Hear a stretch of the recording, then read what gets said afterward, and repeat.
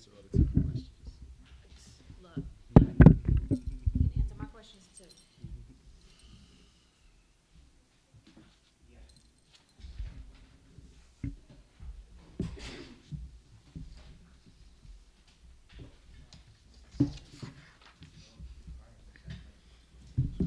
So did you do anything to celebrate the holiday yesterday? I relaxed and did a whole lot of nothing, which was exactly what I needed. Exactly what I needed. Yeah, I love that it was Easter. Mm-hmm.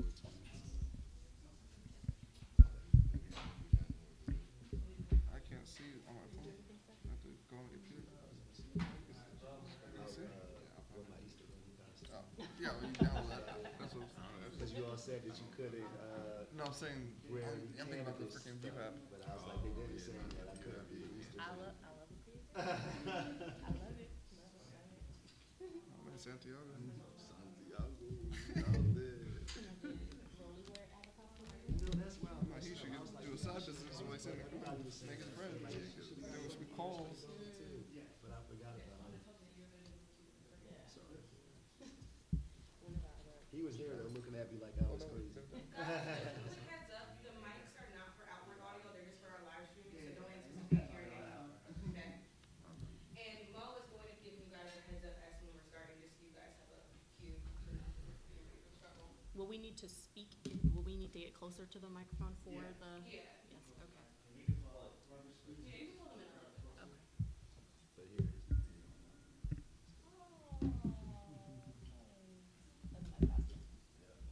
hey, 25 bucks on, $25 on Amazon. I was surprised.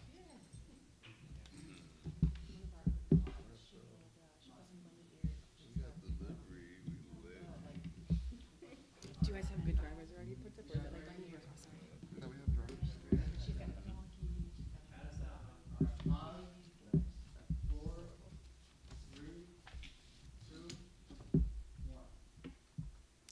Happy 421, not exactly 420, but close enough. Super excited to be here today for NJEDA's Cannabis Business Roundtable. I'm joined here today by three amazing businesses, our CEO, Tim Sullivan, the chairwoman of NJCRC, and we are ready to get right down to business. So with that, hope everybody had a relaxing 420. Hope everybody was able to get a little bit lifted on 420, both ways. And let's just jump right in. I'm actually going to start with having each one of you introduce yourselves, started by brief intros by our CEO and Diana. Then we'll have you guys introduce yourselves. Is that cool? Perfect. All right, start with our CEO. Sure. Awesome. Well, thank you very much, Ty and Tim, and thank you for inviting the Cannabis Regulatory Commission to participate in today's roundtable discussion. I'm very happy to be here. Yes, and today actually marks the anniversary of the launch of adult use sales in the state of New Jersey as well. And so really happy to see all the progress that we as a state have seen thus far over the last 4 years. When we talk about the barriers to operating a cannabis business here in New Jersey, access to capital consistently ranks one of the top barriers, top challenges that our business owners face. But because of the NJEDA's efforts, access to capital is a little less daunting for the great grant awardees. And your agency has been an incredible partner here, and so I'm really happy to be here standing alongside you to celebrate your successes and all the work that the positive impacts that we've seen in the state. Thanks. Great. So Tim Sullivan, CEO of the Economic Development Authority.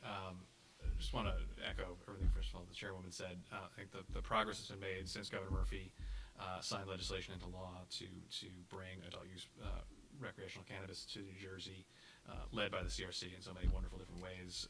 You and your great team, your commissioner colleagues, has, I think, represented a generational opportunity for equitable, inclusive entrepreneurial growth for a business an industry that may not be new, but has a lot of new features to it as it has changed and from its regulatory, onboarding from the legacy business, and the huge opportunity for generational wealth creation and enterprise building. I got to give a huge shout out. Hopefully we'll hear some nice success stories today from some of our grantees on how they're doing. I know they're doing well because we visited Tahir's place on Thursday or Friday of last week and saw he's doing great. And I want to hear from Darren and Sky as well about how they're doing. But Ty Cooper, who's not just a dear friend but an incredibly important partner and colleague.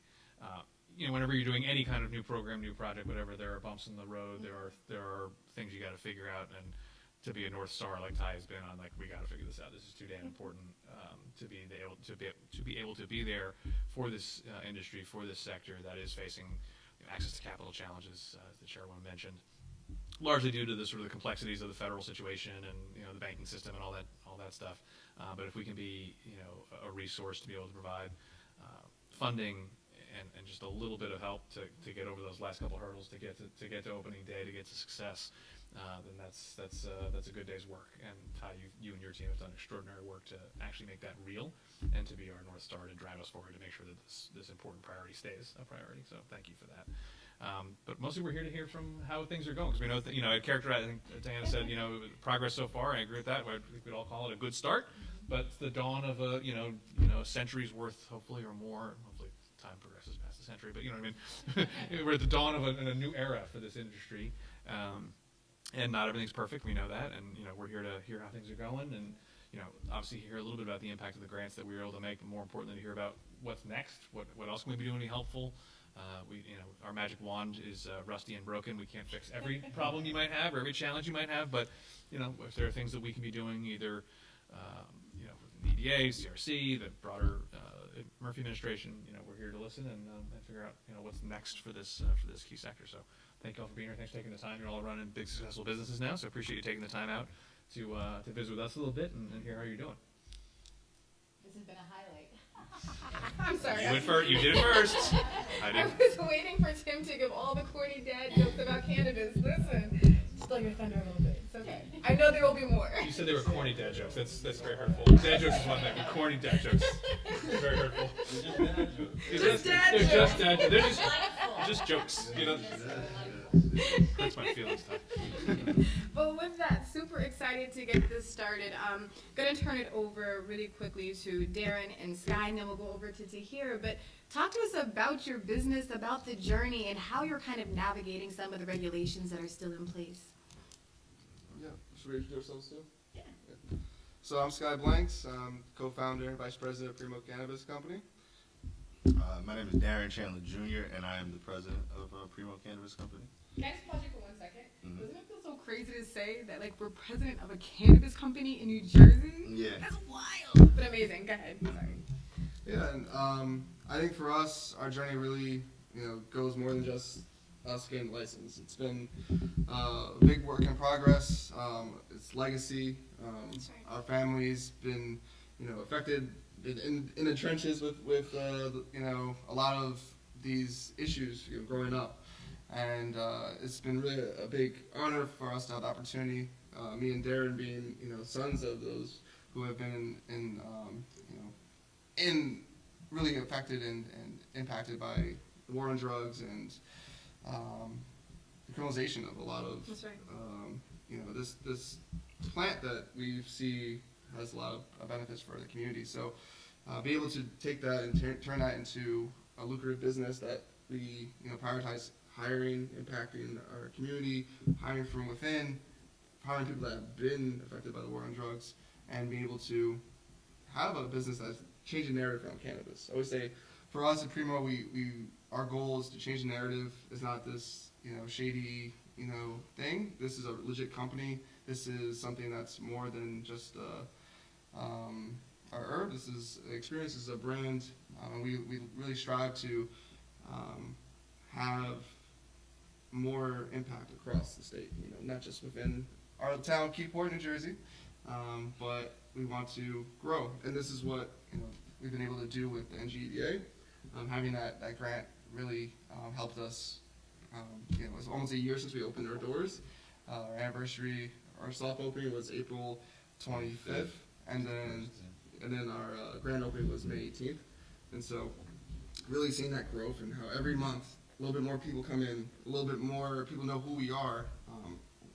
I would say one of the biggest, handicaps to the industry is that we can't effectively market ourselves in a way that is accessible to everyone, right? So obviously following the regulations and doing everything correctly, but I can't, have a billboard just saying, hey, Primo, or I can't have a social media campaign saying, hey, we're selling, we're having this event. And so everything's very, we do our best we can to be as, compliant and creative, but it's hard for people to get to know who we are. So a lot of it is, hey, just come to, word of mouth. Having that reputation, education is big. Educating our customers and letting them know, hey, there's a dispensary, down the block that is more than just grab and go. It's an experience. We're learning about the plant. We're learning about products. We're learning about opportunities.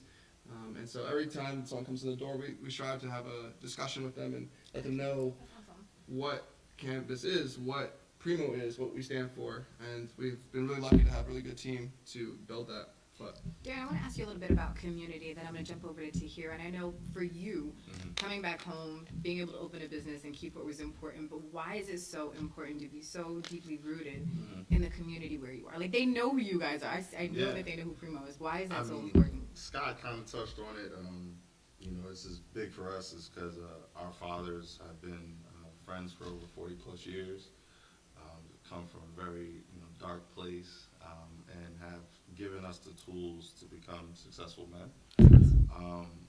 And yeah, like for me and my father have been trying to get licenses for a very long time, and that's how the union of the Blanks family and Chandler family came back together. And the core tenet of it was we wanted to be a strong community partner. That's something that's been deeply rooted in my family, and I know it's been deeply rooted in Sky's family as well. And like Keyport has embraced us immensely because Sky's grew up there his whole life. His father has had a gym there, led a lot of fitness, was a football coach there. And we felt like that was a really good path to, again, like as Sky mentioned, destigmatize cannabis, right? If they know it was coming from a trusted source, they will be more palatable to the situation. So, that strategy has been, reaping its success, if you will.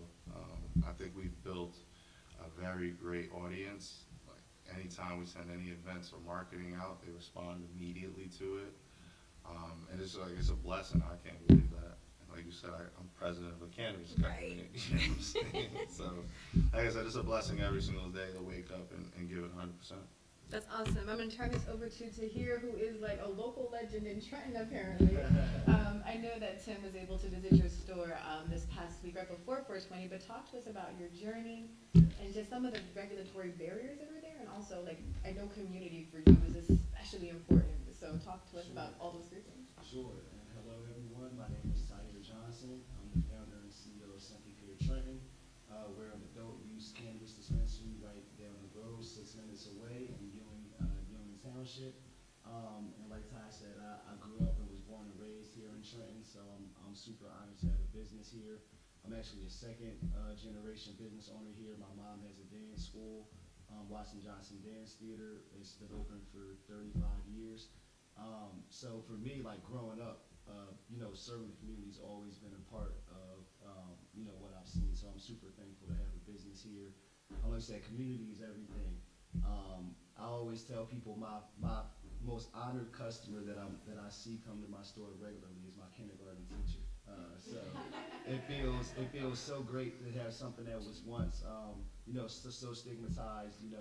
Like Darren said, me and my brothers I'm the oldest of 3 sons, and all 3 of us have been arrested for cannabis. So to see it now where it's something that's celebrated and I can have a legitimate business, and it's something that really makes people proud. I have people come in like almost in tears to see how excited they are that a young black person from this community owns the business here.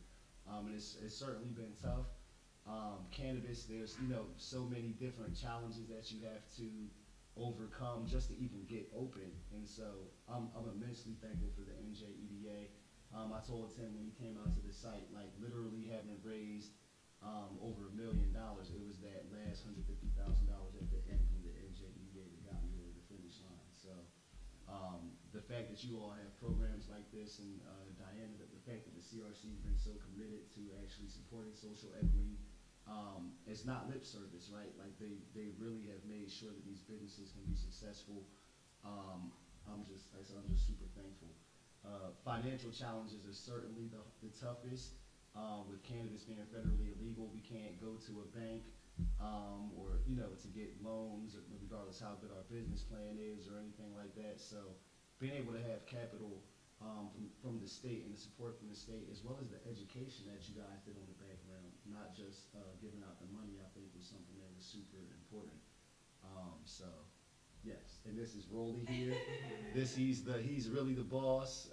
So I don't know what his title is at Simply Pure, but everybody loves to see him when they come to the dispensary. So I think you hit on a couple of really important things. I think the fact that you've been through some of the trials and tribulations of cannabis when it was illegal, especially in New Jersey, but also the other side of it, right? So to come back, the community knows what you've been through, but to be so successful, I know that has to be rewarding. But not just that, like when we talk about each one teach one, you're also showing young folks out there, this is a legitimate business. It runs really well. I'm hiring from the community, and that's equally as important. I'm going to turn this over to Tim and Diana to respond. I know that we touched on a few things I thought were really important. One, that this is legitimate legacy businesses, and so I want to highlight that. And then also something that Darren and Sky both mentioned was some of the regulations that I made it a little bit harder with marketing. So Diana, I hate to put you on the hot spot, but would love to talk about how folks are creatively working through some of the regulations and also what an asset CRC is. So we'll start with Diana and then jump over to Tim. Sure. Thank you, Tim. So a couple of thoughts. When we talk about the legacy market and social equity, for me it was really important coming in as chair of the commission that we live up to that. Back when, before I started with the Cannabis Regulatory Commission, I was with the governor's office working on issues around racial and social justice, including criminal justice reform, immigrants' rights, and things like that. And then before that, I was an advocate on this issue, right? So I was working with nonprofit organization ACLU of New Jersey, driving up and down the state, trying to convince people why we should legalize cannabis and how we can do it in a way that centers on equity and inclusion. And so I was really heartened, and it's really a full circle moment for me coming into the commission, now having played a role in pushing for the constitutional ballot and the legislation that came to be, but also playing a role in actually writing certain pieces of the legislation that decouple criminal entanglements, the criminal justice system, past criminal convictions with your abilities to provide for yourself and for your family. And so it was really important for me that that language gets added into the law. And so we have that in New Jersey, and New Jersey was really a leader on that front, making sure that people with prior convictions do not face an automatic bar or barrier just to get into this industry, especially if it was cannabis related. And so I'm really happy with that foundation that was laid here in New Jersey to make sure that we are breathing life into the idea of bringing legacy operators into the regulated market. And we paired that then with on-the-ground work, forming relationships with legacy operators, people who either previously or currently work in the unregulated space, to get them to see that we are serious when we mean that we want them to come into this regulated market, because the governments have had demonstrable history in excluding people, particularly those who have prior criminal convictions. And this is something that was very important to us at the commission, to make sure that we leave that door wide open for legacy operators to come through. And so I'm grateful to the work that our Director of Diversity and Inclusion has done, Wesley McWhite, in reaching out to these communities of legacy operators and inviting them in, giving them the tools and the information that they need to feel safe coming into this regulated space. As to the second part of the question about some of the challenges and the restrictions that our business owners are facing, a lot of these, we recognize that advertising is a huge challenge. And unfortunately, the law, the statute that gives the framework for legalization, that was very prescriptive when it comes to advertising restrictions. And so there are certain things certain issues where we at the CRC try to lower barriers where we can, staying within the bounds of the law that has been written.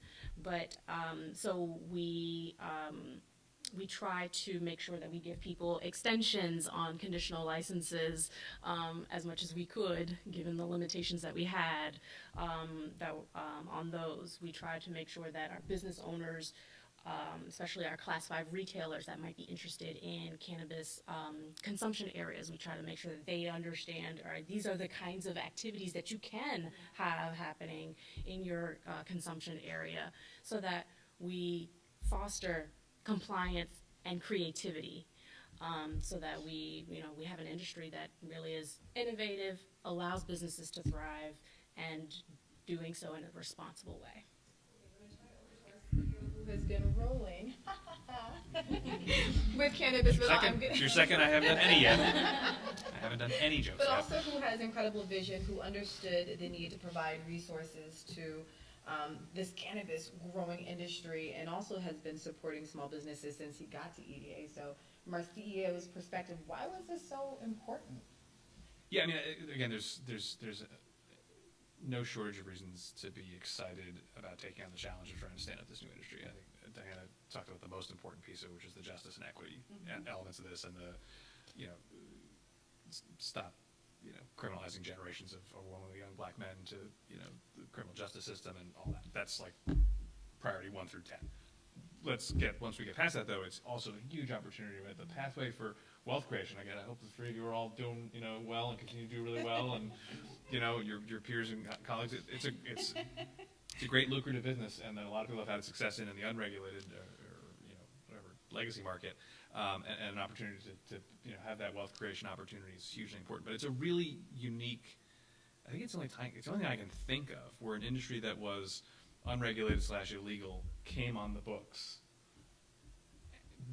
in the context too of having the medical sort of folks having a bit of a head, having existing businesses in some cases. So you had a whole crop of startups starting at the exact same time without the access to traditional forms of capital support. And we're 2-3 years into this, and sort of some of you are in different phases. Now you are no longer startups. You are now active, thriving, successful business, which comes with its own sets of challenges, right? None of you are 40, 50 companies yet. I hope y'all get there someday. But those are different challenges. But you're in sort of the scaling up. How do you grow? How do you find capital to invest in your business? How do you find working capital? All those things, which are different than the startup days. And so I think that's part of the fun challenge for Ty and her colleagues that are working on this is how do we shift it? How do we adapt how we're doing what we're doing to where the marketplace is? Because your challenges are new and different as you grow. There's also still folks still trying to kind of get in and get open. And we have the unique challenges. Diana mentioned the enabling legislation gives the towns, bless them, bless their hearts, a lot of say over how it all works. And each of our 565 municipalities is wonderful in their own way. Well, they're also unique in their own way. And so what you all are doing at Keyport is probably different from what you're having to do in Ewing, and there's 563 other places that have their own set of rules and regulations and have their own opinions about how things work, and that's very interesting for how things evolve. And so you're going to have, I think Terry, you mentioned this the other day too. You have places where there's a concentration of relatively lots of dispensaries and cannabis businesses all together, and there's places that there's kind of nothing for miles on end. And so those are those new and different challenges that are interesting to sort of unpack. And I think this is going to be really fascinating to watch over the next couple of years in particular, as this goes from kind of startup to scale up to stabilized And then kind of mode for the industry. How would you compare that? So again, EDA, large EDA, has supported businesses throughout like history since you've been here. How does this compare? And again, I want to hone in on why it's so important to legitimize these businesses, because there is such a huge stigma around them, but why it was important for EDA to take this on, why the legislature and the governor were so supportive of it. And again, and I'll stop taking on you, but I do think it's important because when you think of EDA, you don't think of cannabis naturally. It's not one of those things you do. So when folks heard that EDA... So a couple of years ago, you weren't even allowed to think about Exactly, it. exactly. But to the point where EDA had the largest grants in the nation, right? So one grant for $250, one for $150. But why, again, it was to legitimize these businesses. Yeah, and it was a real choice. And you and I made it together, and worked really close with Diana and her team too to make this choice of, we had whatever pot of money we had. Whoever's keeping score, that's 2 to I got 1. my watch. Thank you. And there were at the time there were probably a couple hundred, if not 1,000 people with conditional licenses, and we couldn't help everybody. Yeah. And so we actually made a very conscious choice to kind of really help a smaller group, which made it harder to allocate the resources. But we wanted to make sure that, to hear your story about that last, 150,000 to get over the finish line, if that had been 60 and you'd been 90 short, well, that wouldn't help very much, right? Like, so but that meant we had to say no to more people. So it was a real conscious choice to make sure there was enough sort of lift in what we were doing to help get as many folks open as possible. I can interject here, because we won the first grant, you doubled it. Mhm. Like, almost like in the 9th hour, 11th hour, like, and it was just like, wow. A lot of that, I It think. gave us more chance, gave a lot more people a lot more chances at that point. Yeah, absolutely. But one of the challenges too, and when Ty's not running the cannabis effort around here, she runs our overall small business effort. We have a ton of tools in the toolkit that help small businesses. So if you're a pizzeria or a dry cleaner or a landscaping business or a, whatever, nail salon or whatever, you can come ask us for all kinds of help. The cannabis industry still cannot, by statute, ask us for regular help. And that's just the nature of that exercise. And so, it's a challenge that I wish wasn't there, because we were busy with Tahir last week. I was like, there's 4 or 5 different little programs we have that would be great if you could take advantage of them. Unfortunately, but not because we're jerks, but because the statute says so, we can't help you with those. And so, thinking about how do we take that next step into treating you the same way you treated any other liquor stores. Liquor stores can ask us for help, and kids can't do that either. So it's we got to figure out how to continue to knock down those barriers kind of one by one. And if I may, I think it's also important to note that the state's Economic Development Authority, playing a leading role in supporting equity in the cannabis industry, also demonstrates to the nation that cannabis can be viewed as a part of and it can be integral to economic development and economic growth in your state on the whole. So I think even that was like very meaningful, and it's one of the reasons why New Jersey is a national model for how to get equity done in the cannabis industry. A lot of states have tried, and look, we're still, even across the country, still barely, the oldest market is still barely over 10 years old. And so there is a lot of experimentation happening here, but it is very powerful for the state to say, we are going to take a leading role here and incorporate it into the way we talk about economic development across the state. Right, and I would love to even just follow Diana up and say what I told Tim when they came out to my store last week.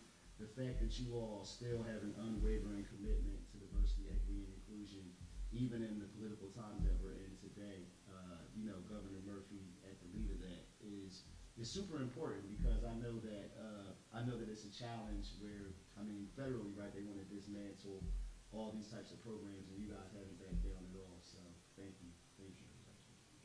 Leadership. So as we start to talk about some of the barriers, if you could imagine, or if you could construct, and we did a lot of this when we were planning for the first 2 grants, where we had a lot of roundtables, a lot of feedback on it. But if you were forward thinking about other grants or loan programs you could have, what would be like the ideal type of program that you could envision? For cannabis? The 3 major issues for cannabis business is money, and for New Jersey particularly is the real estate market, and then the municipality. So I wouldn't even think it would need a grant. It would probably need to be a program to really guide the municipalities in order for them to, like you said, the state and the NJEDA have basically poured their souls into it to show that this is a viable and normal business. And I still think it's a disconnect on the municipality level. So I feel like it should be a program to help small businesses open up within the municipalities, because what you're finding now is, as Tim was saying, we're not in the startup phase, we're in the scaling up phase. And most of the most successful companies in the cannabis business are scaling, so they have multiple stores. And it's very difficult for independent people, social equity people, to then break that last barrier in the municipalities, because of the way the state is set up, they don't have to adhere to anything. They can do whatever they want, and the majority of the time they are going to do whatever they want. And to follow up on Darren's point, because this is how we work, he gives a big idea, and I'm like, all right, what's the conceptualize it? How can we actually do it, right? And so, from my background with international policy and stuff like that, I always look at like the step, like who are the stakeholders and who we have to talk to. And as Darren mentioned, a lot of it is miseducation around the towns. The mayors and municipalities don't know what's happening in other towns. They don't talk to each other as much as we would like, or let us in the door to talk to them and show the use cases. They're not coming to these roundtables and listening. They might have, conversations about, with their constituents, and some of the constituents are like, hey, like, we really want this. You see what's happening for that, but it's not an even playing field. And a lot of it is like, we don't know where to start. And so a really great program is really, hey, have, startups or, growth companies that you've, worked with before, enter a program where we have a pipeline. And it's looking at municipalities that are interested or curious, cannabis curious, and they want to, see what's the data. We have the data, to hear me, Darren, others, we have the data. We've been open for a year. Even plus, before that, we've been doing our homework for multiple years, right, my brother T here? So we have the data back behind that. We bring it to the towns. We say, hey, this is what we can do. And there's programs where, hey, we have a zone that we think would be great for us to open.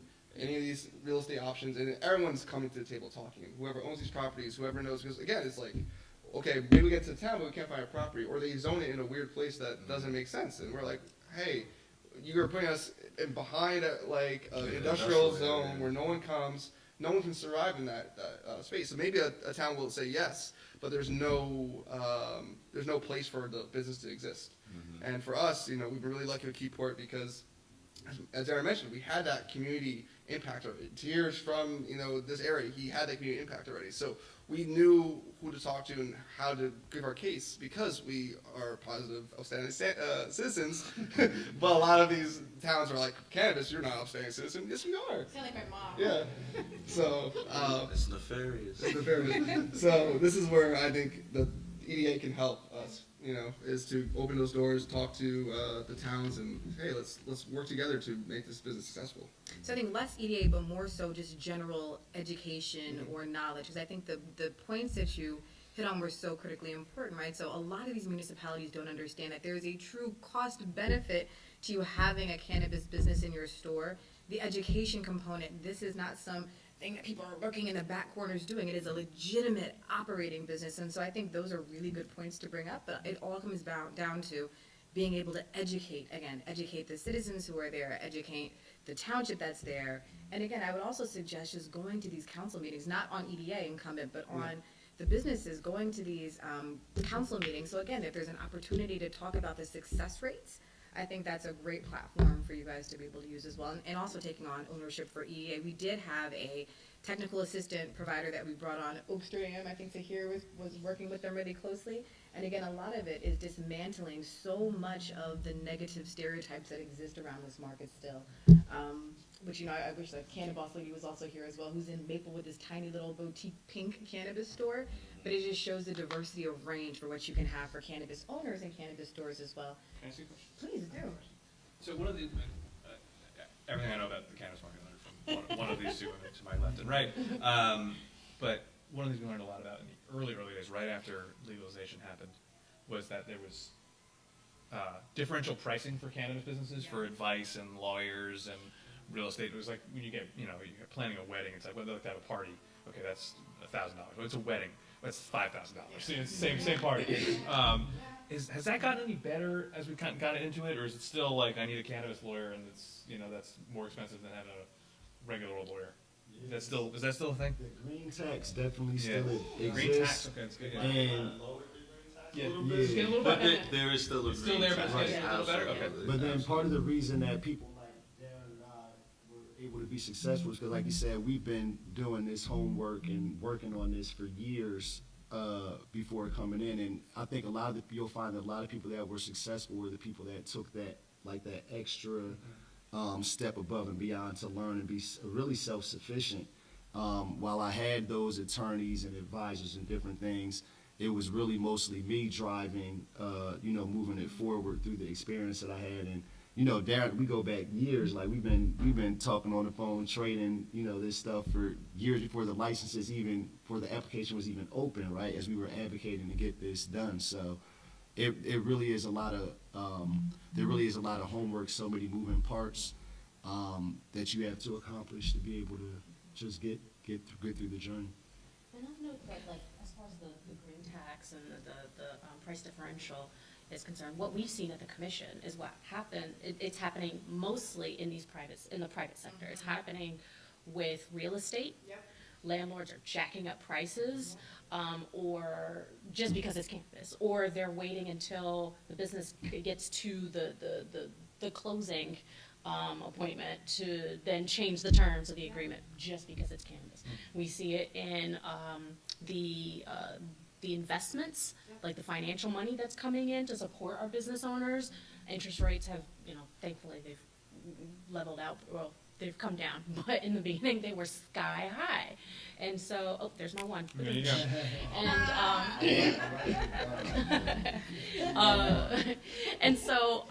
And then of course we have the systematic differential pricing that happens at the municipal level, where towns might be hesitant or reluctant to openly invite cannabis businesses, and so we end up with schemes like what Darren and Sky described, where the businesses are relegated to certain corners of the municipality that don't invite traffic, so it's not really an inviting space to be in. And so we do see it a lot in cannabis. Thankfully, I think as more businesses get up and running, we've seen towns opting back in once they've been able to see that the sky's not falling, things are fine, and this is just another legitimate business. Whether they're selling T-shirts or cannabis, it's still a retail business, right? And so I think we're starting to see some leveling off, but we still have a long way to go, especially in the private sector. And tied to that, I would also love to give another shout out to New Jersey and the steps that we've taken to help with that, because I think the New Jersey Business Action Center and their program is like a huge testament to that. The fact that we have like people like myself who were actually like in the business and experts in all different fields, like real estate to all different things, are actually sharing their knowledge, and people get access to that for free, is unheard of in this industry. So people can actually, if you take the time to go through those courses, you can there's so many gems in there that people can get that they would be paying thousands and thousands of dollars for to get. So again, thank you to the state of New Jersey for those different steps that you guys are taking to help. No, the CTA is great. The Cannabis Technical Assistance Program, had to get the right name in there. With BAT has been fantastic with Tahid. There's a bunch of ties, Tahirs, Tahids, but it's working. I know we're about to close up, so I want to make sure we have a chance again to get concerns out, but also just what are the next steps for you? What are you looking forward to the most? And I'll start with you, Darren. I mean, it's scaling the business. Like I said, we got 35 employees now, health insurance. I tell my daughter I'm the boss. So, like I said, it's a blessing. But for us, we want to have multiple stores within the state. So we would love, opportunities in different municipalities to be able to show them that this is a viable business. There's not going to be any vagrants. Tax money is great, but most importantly, we're going to hire the majority of our working staff from the area or the surrounding area. So like I said, it is an economic driver. I love a franchise. Let's do it. Sky? Yeah, I mean, similar to Darren, you know, really just for us overall, just changing the narrative around cannabis, being in the front lines, being out there and saying, hey, Primo is more than just a dispensary. We're a lifestyle. We're, you know, the, let's go, cannabis connoisseurs, like to call ourselves, where it's not just you walk into a strip mall, you're coming to a place that is educating you, it's multifaceted, and we're building community with that. And so just having more opportunities to do that with more stores or, you know, partnerships across, you know, manufacturers and grows and other dispensaries where we can help elevate each other, because it doesn't have to be, you know, a solo act. We can all, you know, rise together. I love that, cannabis connoisseurs into here. Sure. Just like Sky and Darren, my goal is certainly to grow the business. I would love to have opportunities to partner and open other dispensaries, but also get into other lines of business like delivery. For me right now, I'm really focused on hoping that I can get a consumption lounge open. You know, I've already built out the space, but unfortunately, like we talked about municipalities, my town doesn't allow it. So I'm trying to do everything I can to convince them that it's a good idea. But I want to launch delivery and other things like manufacturing as well, just to build a vertically integrated business so that we can be successful. And then, you know, just really show people, continue to be an example for the community that, you know, that we actually can do this business and that we can be successful. So I love the opportunity to do that every day. And then for Tim and Diana, how do you envision the cannabis industry evolving to become a cornerstone of economic empowerment for New Jersey's diverse population?